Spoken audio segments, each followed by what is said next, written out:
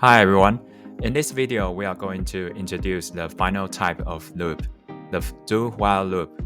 The do-while loop is very similar to the while loop, but with one key difference. It guarantees that the loop executes at least once, no matter what.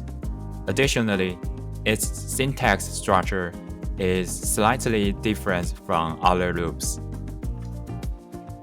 Okay, so how to write a do-while loop?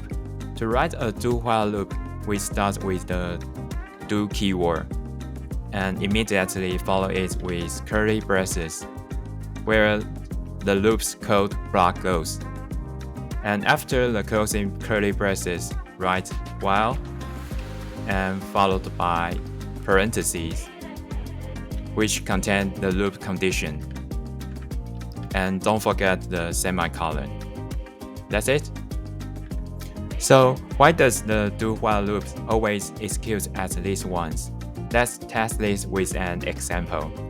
Suppose we declare a variable I equals 0, and our loop condition is variable I larger than 0.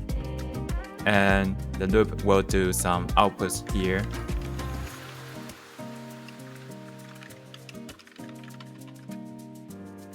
Okay, logically, the condition is false from the start, meaning the while loop will never run. However, because we are using do while, the loop executes once before checking the condition. Let's run the program and see what happens.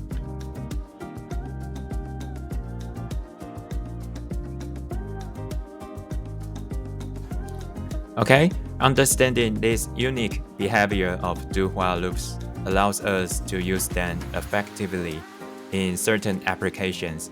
That is for the last type of loop. Next, we will move on to another important topic. See you in the next video.